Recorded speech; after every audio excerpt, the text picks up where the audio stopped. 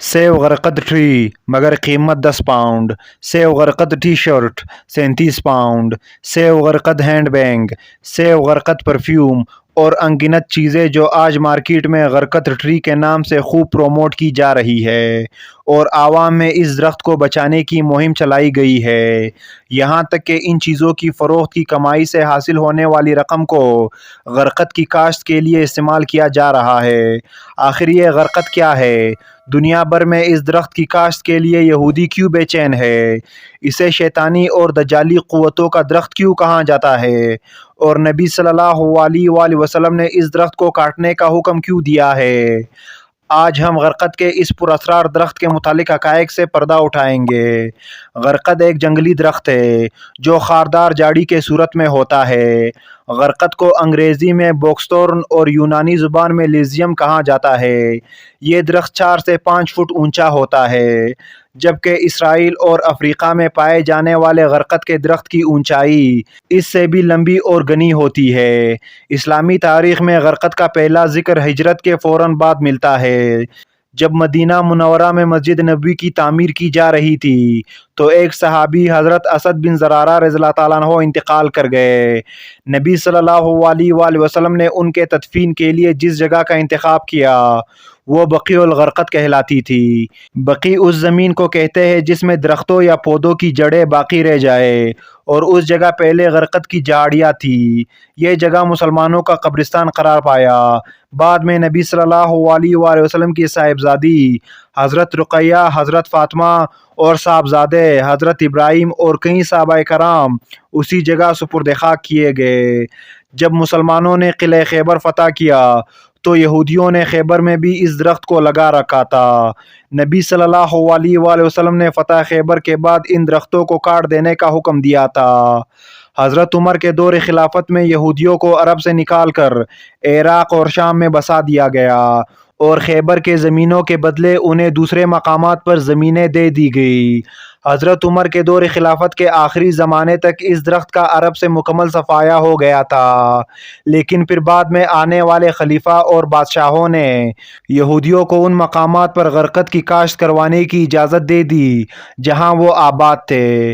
अब सवाल ये पैदा होता है कि नबी सल्लल्लाहु अलैहि वसल्लम ने ख़ुसूसन गरकद को काटने का हुक्म क्यों दिया था, जबकि कुरान और हदीस में शजरकारी यानी पेड़ पौधे लगाने को सदक़े जारिया करार दिया गया है। सही बुखारी के रिवायत के मुताबिक रसूलुल्लाह सल्लल्लाहु अलैहि वसल्लम ने फरमाया, जो मुसलमान भी दरख्त लगाए या खेती बाड़ी करे और उसमें परिंदे, इंसान और जानवर खा ले तो वो उसके लिए सदका है। इसके अलावा जंग के दौरान नबी सल्लल्लाहु अलैहि वसल्लम ने सिपाहियों को ये तंबीह की थी कि रास्ते में किसी भी पेड़ या खेत खलियान को ना काटा जाए और ना नुकसान पहुंचाया जाए। शजरकारी की इतनी फजीलत होने के बावजूद आप सल्लल्लाहु अलैहि वसल्लम ने गरकद के दरख्त को काटने का हुक्म आखिर क्यों दिया था? दरअसल ये दरख्त यहूदियों का पासबान है और क़र्ब क़यामत इस दरख्त का एक अहम रोल होगा। लिहाजा अबू हुरैरा से रिवायत है कि रसूलुल्लाह सल्लल्लाहु अलैहि वसल्लम ने फरमाया, क़यामत कायम ना होगी यहाँ तक कि मुसलमान यहूदियों से जंग करेंगे और मुसलमान उन्हें कत्ल करेंगे। यहाँ तक कि यहूदी पत्थर या दरख्त के पीछे छुपेंगे तो पत्थर या दरख्त कहेगा कि ए मुसलमान, ए अब्दुल्ला, ये यहूदी मेरे पीछे है, आओ और इसे कत्ल कर दो, सिवाय शजर गरकद के, क्योंकि वो यहूद के दरख्तों में से एक दरख्त है। यही वजह है कि मुफस्सिरीन ने शजर गरकद को शजर यहूद और गुंगा दरख्त और दज्जाल का साथी भी करार दिया है। इस दरख्त को ईसाई किताबों में ख़ासकर इंजील में शैतानी क़ुव्वतों का दरख्त भी कहा जाता है। वाज़ेह रहे कि यहूदी कौम अपने मज़हब से ज़्यादा इस्लाम की सच्चाई पर यकीन रखते हैं। उनके उलमा और मुहक़्क़ीन कुरान और हदीस का मुताला करके अपनी तरक्की के राहें खोलते और मुसलमानों की कमज़ोरियों पर गिरफ्त करते आ रहे हैं। यही वजह है कि आज भी यहूदी गरकद को अपना पासबान दरख्त मानते हैं, जो क़यामत से पहले होने वाले अजीम जंगों में उनका मददगार साबित होगा। यहूदियों को आखिरी नबी हज़रत मोहम्मद सल्लल्लाहु अलैहि वसल्लम के ज़ुबान मुबारक से निकले हुए हर लफ्ज़ की सच्चाई पर मुकम्मल यकीन है। इस बात का सबसे बड़ा सबूत यह है कि आज यहूदी गरकद के काश्त पर लगे हुए हैं। اسرائیلی حکومت پچھلے 40 سالوں سے غرقت کی شجرکاری میں مصروف ہے۔ رپورٹ کے مطابق سال 2010 تک 24 کروڑ غرقت کے درخت اسرائیل میں لگائے جا چکے ہیں اور اسرائیل میں چلنے والی ٹرینوں کے اطراف میں تقریباً 30 سے 40 کلومیٹر تک ٹرین لائن کے دائیں بائیں صرف غرقت ہی لگے ہوئے ہیں، اور اسرائیل میں ہر یہودی کے گھر، ان کے پارک اور ان کے بلڈنگز کے آس پاس غرقت لازمی لگا دکھائی دیتا ہے۔ فلسطینی علماء کرام کا کہنا ہے کہ بالخصوص اسرائیل میں بڑے پیمانے پر غرقت لگا کر یہودیوں نے نبی صلی اللہ علیہ وآلہ وسلم کی پیشن گوئی کا وقت قریب کر دیا ہے۔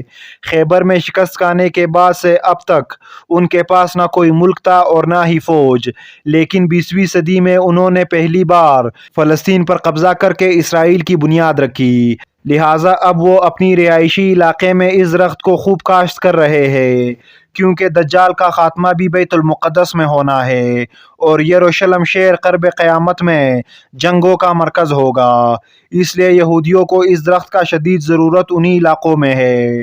مارکیٹ میں آج غرقت کو مزید مشہور کرنے اور عام کرنے کے لیے غرقت کے درخت والے تصویر کی ٹی شرٹ، ٹوپی، پرفیوم بیگز اور دیگر چیزیں فروخت کی جا رہی ہے۔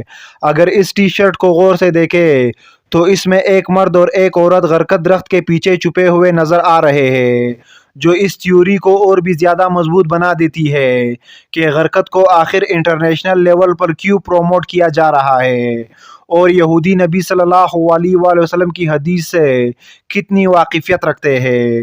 جیوش نیشنل فنڈ آنے والے ان تمام رقم کو غرقت کے درخت لگانے پر استعمال کیا جاتا ہے۔ اس تنظیم کا مقصد ہی دنیا بھر سے چندہ جمع کر کے ان سب رقم کو درخت لگانے پر صرف کرنا ہے۔ اسرائیلی وزیر اعظم نے بھی 1999 میں خود اس درخت کو لگا کر غرقت کی کاشت پر عوامی سطح پر زور دیا ہے۔ یہود و نصارہ آج آخری نبی حضرت محمد صلی اللہ علیہ وآلہ وسلم پر ایمان نہ لانے کے باوجود آپ کے ہر الفاظ اور پیشن گوئی پر پختہ یقین رکھتے ہیں۔ بحیثیت مسلمان ہمیں آج خود کا محاسبہ کرنا چاہیے کہ کیا ہم آج خود کو محمد صلی اللہ علیہ وآلہ وسلم کے امتی کہلوانے کے باوجود آپ کے تعلیمات پر عمل پیرا ہے؟ کیا ہمارا دعویٰ صرف نبی سے محبت و عقیدت کی حد تک محدود ہے یا ہم آپ کے تعلیمات اور سنت پر بھی عمل پیرا ہے؟